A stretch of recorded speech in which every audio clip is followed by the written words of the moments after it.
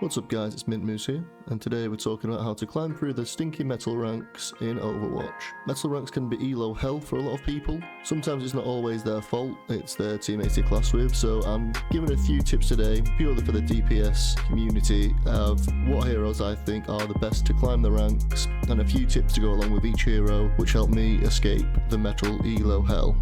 First of all, the damage role in Overwatch is much broader than just deal damage. A good DPS player understands their job in the team composition, which usually falls into one of several archetypes. Here's a practical breakdown of these archetypes. First of all, we have flankers. Their job is to eliminate supports and isolated targets from unexpected angles. They constantly pressure the enemy backline, force supports to look away from their tank, and try to escape before getting caught. Flankers are excellent at securing kills.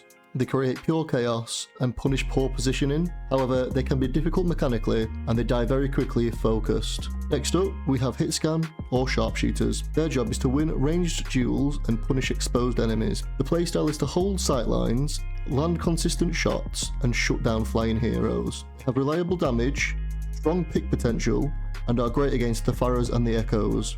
However, they are very vulnerable to dive and are very aim sensitive. Next up, we have projectile or recon. Their job is to pressure from range whilst controlling space. Their playstyle is to fire projectiles into enemy positions, attack from the high ground, and force enemies to move. The strengths are high burst damage, strong vertical mobility, and great off-angle pressure. The weaknesses are that the projectiles require prediction and are countered heavily by hitscan. Next up, we have specialists. Their job is to control areas of the map and create tactical advantages. The strengths include being excellent at defending objectives, strong area denial, and can reshape fights with utility. The weaknesses are that they can often be map dependent and can struggle in open areas. Regardless of hero, every DPS should aim to secure eliminations, apply pressure to force enemy cooldowns, control important angles and high ground, and swap heroes when needed to counter an enemy composition. The best DPS players don't simply chase the highest damage numbers, they create advantages that help their team win fights, whether that's by picking off a support, denying space, or applying consistent pressure. One of the biggest things people get caught up on when climbing the ranks is the mechanical aim. Mechanical aim is important, but it's also the decision making that makes the difference between being stuck in the metal ranks and climbing much higher. Here are some tips that consistently help people climb higher than platinum. Tip 1. Stay alive first. This first tip might sound arbitrary and obvious, but just stay alive. A dead DPS deals no damage. Think to yourself, am I peeking a 1v5? Am I fighting without cover? Or can I escape if somebody dives me? Try to die last and not first. Next tip, use off angles.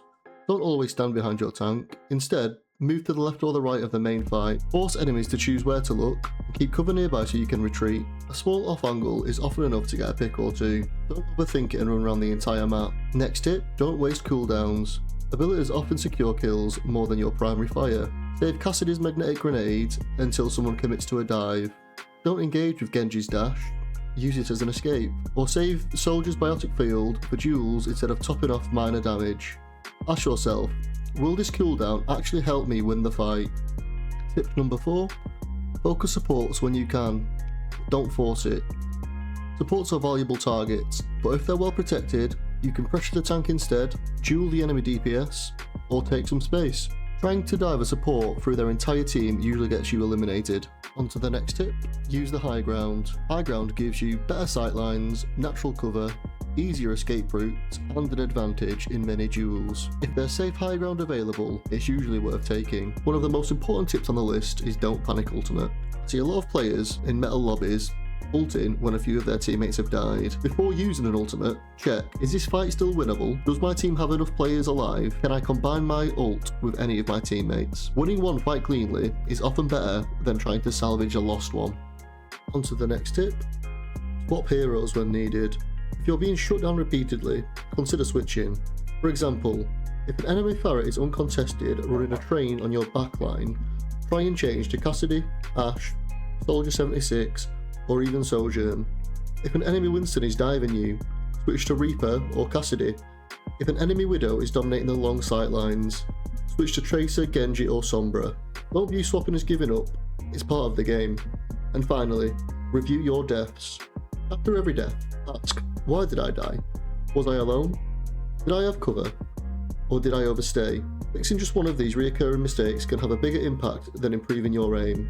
Now we're going to talk about the characters I think will boost most people through the metal ranks fairly easily. A few of these characters can dish out a crazy amount of damage in a short period of time, zone very well, and control points, which at the end of the day is the ultimate objective in Overwatch. It's not a deathmatch, it's an objective-based team game. First up is Sojourn. Sojourn is an incredibly powerful DPS. If you can track with the left click and cane someone's head in with the right, you've already started on your way to escape the metal ranks. You need to take off angles to build your laser charge, and then pop out somewhere unsuspecting to dome a squishy's head in. She excels at gaining charge of bigger targets and then swatting the flyers out of the air. Her laser at full charge does 130 damage to the body. Her secondary fire at full charge and hitting a critical gets an amplifier of 1.5, a fully charged headshot will deal 195 damage. A lot of low ranks can struggle with flying characters, so if you can master hitting this shot, you will also help your low elo teammates, especially taking flying characters out of the sky.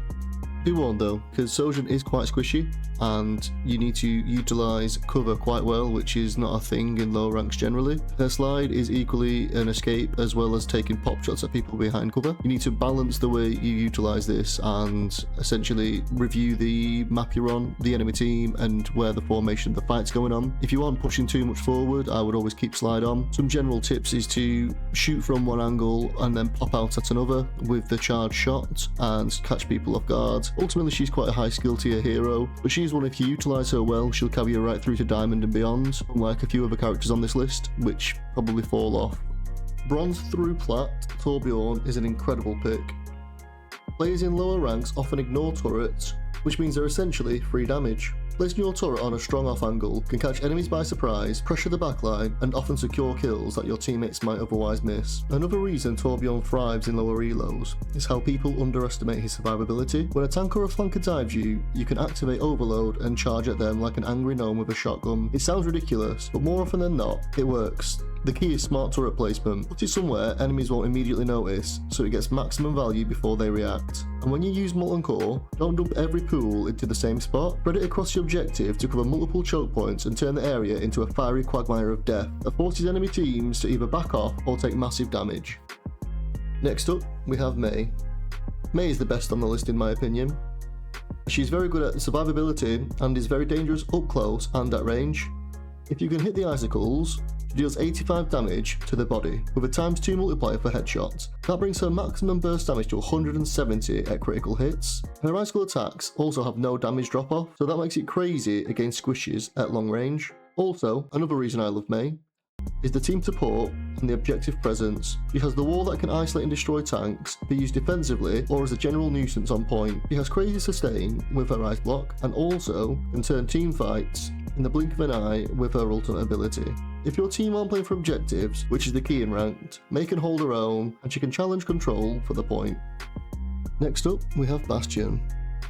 Some people will see this as a hot take. However, at lower elos, people don't make the most of cover and corners, and are usually in open space. His turret mode can devastate a team if you prioritise the right target, and his grenade can disrupt formations, whilst his ult also annihilates objective areas. The primary fighter has a consistent and low recoil spread, so can make quick work of flying targets, even if you're not in the turret form. If you have good positioning, Bastion can carry you through elo hell and win games.